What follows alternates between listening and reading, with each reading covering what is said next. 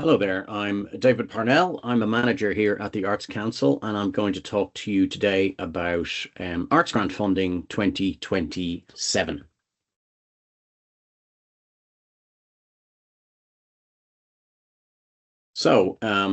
What I'll talk about today is key things to know about Arts Grant Funding, where to find guidelines and templates, where to find the application form, what is required to make an application, how to make your application, how to complete the AA or template, and how your application is processed. So most importantly of all, the deadline is Thursday, the 19th of March on 2026 at 17:30, which is 5:30 p.m. Ireland time. So if you're outside Ireland making your application, make sure you get it in before 5:30 p.m. Ireland time. So some changes that have been made to Arts Grant Funding for 2027. Under Section 6.2, how we assess your application, we now consider performance in relation to completion of prior grant aid within the score for feasibility. And failure to report on Arts Council funded activities that you've completed in previous years may impact on this score. So what that means is if you've been in receipt of Arts Grant funding before and you haven't completed all of the activities for which you received funding and haven't reported on that, it may impact on your feasibility score. We've also introduced a new section under 1.12 eligibility, which is simply sets out the conditions under which an application may be deemed ineligible. And lastly, art centres won't be offered arts grant funding this year. So you can't apply for arts grant funding as an art centre. That is, as a multidisciplinary art centre. It does not apply to cultural centres in a specific art form or arts practice area. So the purpose of Arts Grant Funding is to ensure there is a breadth of high quality arts activity and programmes throughout the country by offering flexible support that responds to the needs of the people who are making, presenting and supporting work. Now this is important. It's to ensure there is a breadth of arts throughout the country, and I'll talk about this a little bit later, but Arts Grant Funding is a very competitive programme. And one of the key things about it is that it is about trying to ensure a breadth of work in as many places as possible. So that adds to the competitive context in the sense of where work might be happening or where you may be applying from. The objective. So the aim of Arts Grant Funding is to support more than one distinct arts activity taking place within a fixed period, or to provide supports or facilities to artists over a fixed period.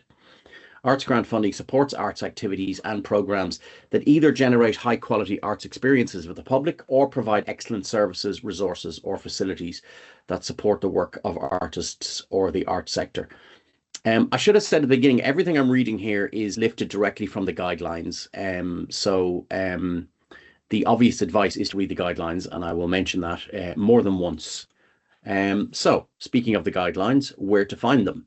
If you go to the Arts Council's website, and at the very top on the top bar menu, you'll see apply for funding, and that will bring you to the apply for funding page. Now that page, if you scroll down, will show funding that's currently available. But if it's not there, if you click view all funding opportunities, that will bring the funding opportunities page. And if you scroll down, that will show you all the funding opportunities that are coming, including Arts Grant Funding 2027. If you click on that, it will bring you to the Arts Grant Funding page, and that is where you will find the guidelines, the AA or template, and the budget templates. So the first thing you should do is download the guidelines, and the guidelines look like this. And the guidelines are in 6 sections. So first of all, there's about Arts Grant Funding. Then there's things to think about before you apply. Then there's how to complete the application form. Then there's how to complete the arts activity or AA or template.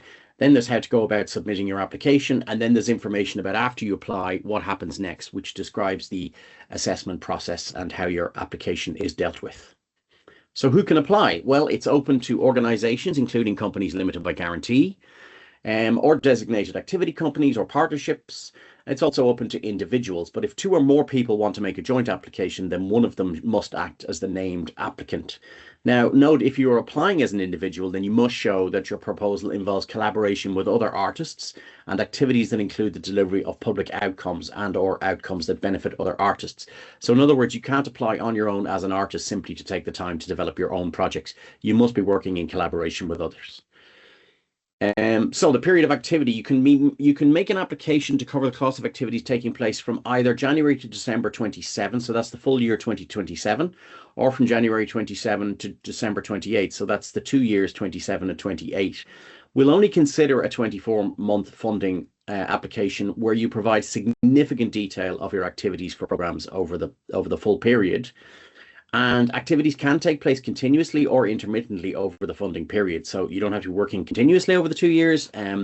You can be working intermittently over the 2 years.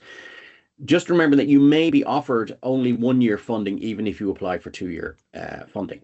So what activities can you apply for? Creating, producing, including co-producing and presenting an artwork or event for the benefit of an audience or particular community, providing arts experiences involving participants or targeted communities, developing and creating a piece of work for future performance or distribution, such as an artwork, script, or music composition, delivering activities that support the development of the arts or work of artists, providing supports, resources, or facilities for artists, research as part of a wider program of art form development, or developing skills and building capacity. So you can see there's a wide range of activities that can be applied for. I think it's important to note at this point that applicants are not expected to do all of these things. I think sometimes people believe the more I say I'm doing, the better my chances are of getting funding. But that's not the case. Arts grant funding is designed to cover a wide range of different types of activities according to the type of applicant that's making the application. So one applicant may simply want to create and make work for audiences. Another applicant might want to deliver activities that support the development of arts or offer supports to artists. Some applicants will want to do a range of those things, but just to be clear, there's no expectation that you have to do all of these things. So other information that's in the guidelines that's really important to look at, it tells you who cannot apply, it tells you what costs you can apply for, it tells you what costs you cannot apply for. There's also a section in there about disability access cost for both artist and audience access costs. So it's important, if you're interested in applying for disability access cost, that you read that section carefully. And also, as I mentioned earlier, there's the information about eligibility requirements. So what supporting documents must you include within your application? Well, you must include the completed application form, obviously. You must also include a completed arts activity or AA or template, at least one and no more than 3 samples of previous work, a completed budget for each proposed activity. So as well as the AA or template, you also have to give detailed budgets for each of the activities that you. An important thing to note here is that we have templates, and I'll talk about this in a little while. But in the case of theatre, the theatre budget template is mandatory, and literature also requires a specific template for publications. We also have a template for general activities. You don't have to use that template, but we advise you to use that template. CVs and biographies of all confirmed key personnel involved in the proposal, and evidence of support from confirmed key partners. Now, there are also supporting documents that you should include in certain circumstances. So if your part of your proposal is to commission an artist or artists, then you should include a commissioning policy. If your work involves engaging with audiences or engaging with the public, then you should have a public engagement plan. Now, this can be a marketing plan or an audience development plan or an engagement plan or a combination of those, depending on the nature of the work that you're doing. If your application involves working with children or young people, then you need to meet the child welfare requirements. So make sure you have checked what you need to do in that regard. Similarly with vulnerable adults, and similarly if you're working with animals. And lastly, if you are proposing looking for support for a workplace or workspace for artists, then you need to give photographic or other evidence of what that workspace looks like, and what that workspace, some details about what that workspace is. So how we process your application: we follow the steps below to consider applications, decide on them, and contact applicants. This helps us make sure that our system for making decisions is open, fair, and transparent. So after you submit your application, you should receive 2 emails. The first will be sent immediately and will acknowledge your application, and the second should arrive a few minutes later and will contain your application number, which we'll use in all correspondence about your application. Now, just to say, that's an automatic process which assigns an application number to each application. It doesn't mean your application is eligible at that point. In fact, we won't even have read your application at that point. That's just simply our system assigning an application ID to your application. We will then look through all the applications and check to make sure they are eligible for arts grant funding. Now, if we decide the application isn't eligible, either because it doesn't meet the purpose of the award or because you haven't fully satisfied the requirements for arts grant funding, we will write to you and tell you that your application is ineligible and will not be assessed. Assuming your application is eligible, it will be assessed and it will be scored and an assessment written based on the criteria in Section 6 of the guidelines, which are artistic quality, meeting the objectives of the award, and feasibility. And Section 6 of the guidelines sets out in more detail the assessment process. Draft assessment and scores go through a moderation process overseen by an independent moderator to ensure a consistency of approach to assessment and scoring. We then prepare recommendations for council for applications of €50,000 or above, and for the Arts Council Executive for applications for less than 50,000. The Council and/or the Executive will then review and discuss the recommendations and make final decisions on funding amounts based on the budget and the overall arts context. So where to find the application form itself? So back on the arts grant funding page that I showed you a little while ago, after you've downloaded the guidelines and downloaded the various budget templates, you can see a button called Apply Now, and that brings you to the Arts Council's online services website. You should already have an ARN and a password, and if you do, you should log in, but if you don't, you should sign up, and we will send you an ARN and a password. That can take up to 5 days, so if you haven't registered already, make sure you do that immediately.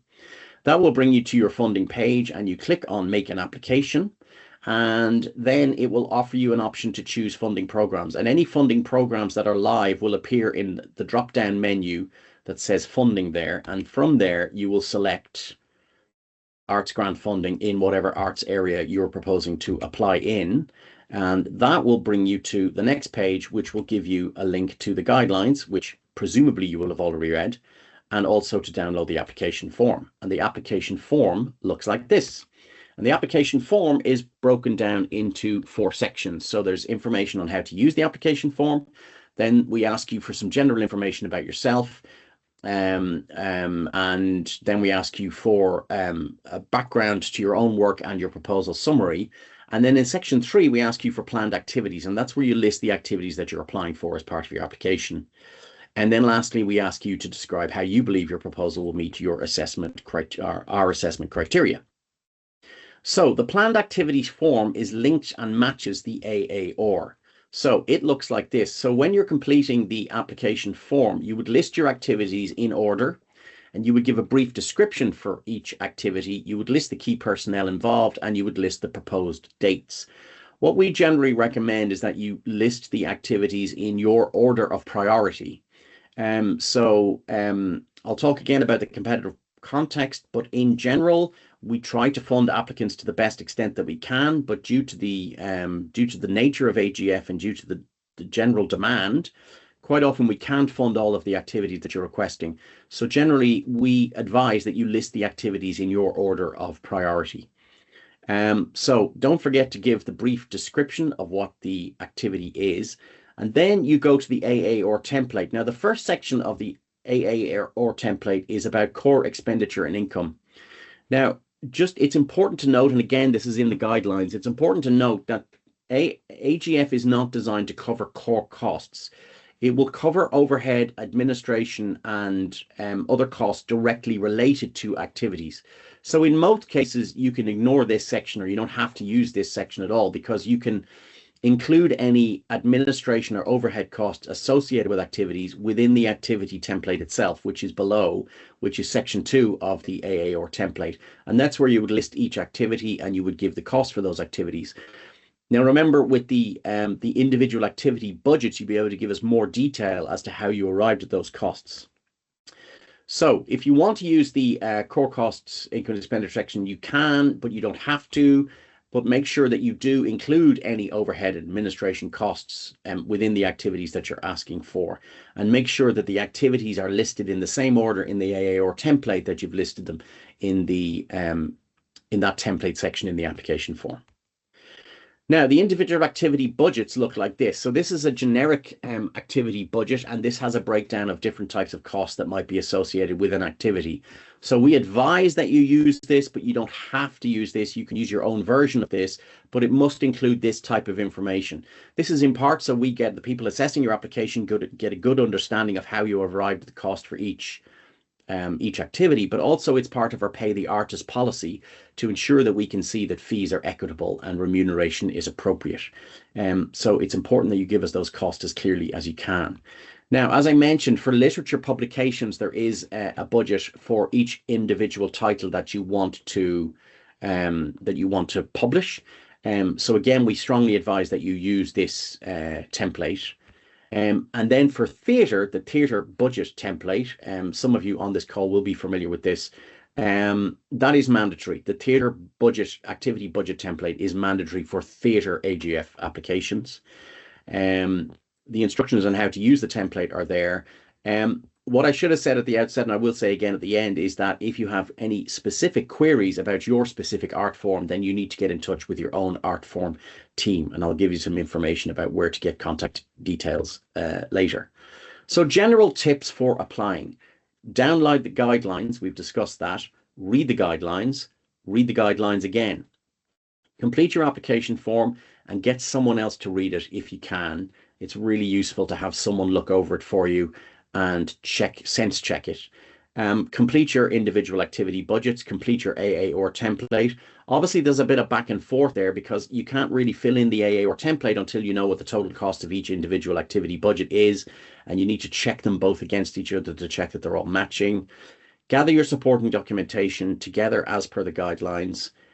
And I would strongly advise, for what it's worth, that you start all of this now and aim to have your application in at least 48 hours in advance, if not more.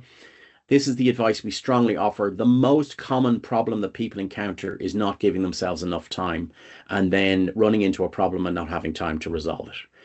Just to talk a little bit about the competitive context, this is the applications for AGF by volume across all art forms over the last number of years from 2019 to 2026.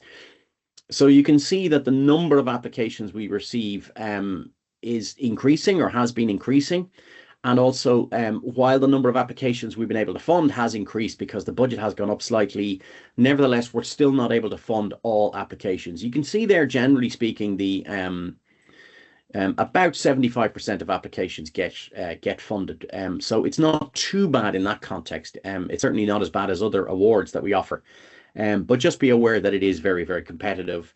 And this is the applications by value. So this is the amount requested over the last number of years and the approved amount. And you can see in that case, it's much lower. So we don't fund all applications that we receive, but even the applications that we do wish to fund, we generally can't fund them the full amount that they ask for. And that's just because AGF has proved to be a very successful and very popular program.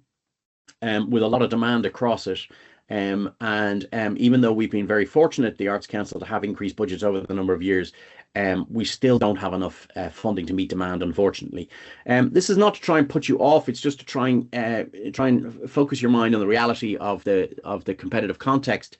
And obviously, if you have any questions or doubts about whether you should make an application or not, or whether it's right for you, then contact your team as soon as possible and have a conversation with them.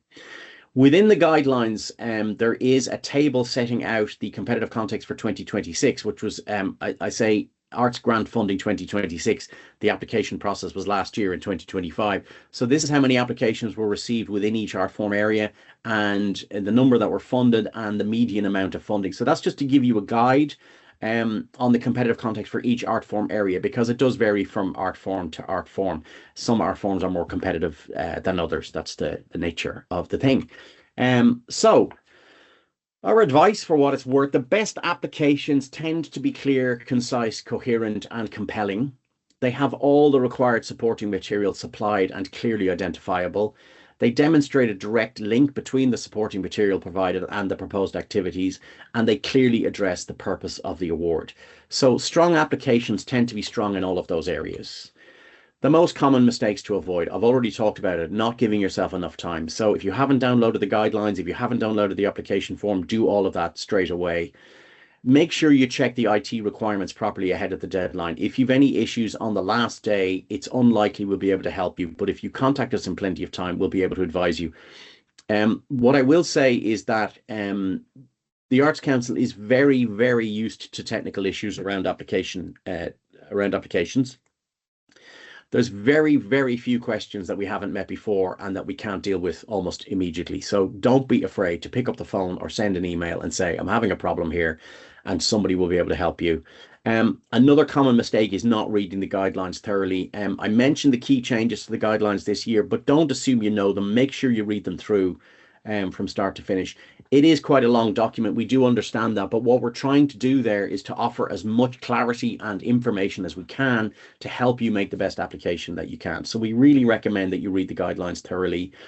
Another common mistake is not providing all mandatory supporting material. So make sure you check that section carefully. And the last one is not meeting the award criteria. So again, if you've read the guidelines and you're not certain, make sure to contact your team and have a chat with them and see if AGF is the right fit for you. So for general inquiries, contact your arts team. For technical support, you can email onlineservices@artscouncil.ie. Going back to the website, again, at the top menu, you can see a contact us button. And if you press on that, it brings you into information about teams and the email addresses and numbers for each team. So that is it from me. I wish you all the very best of luck.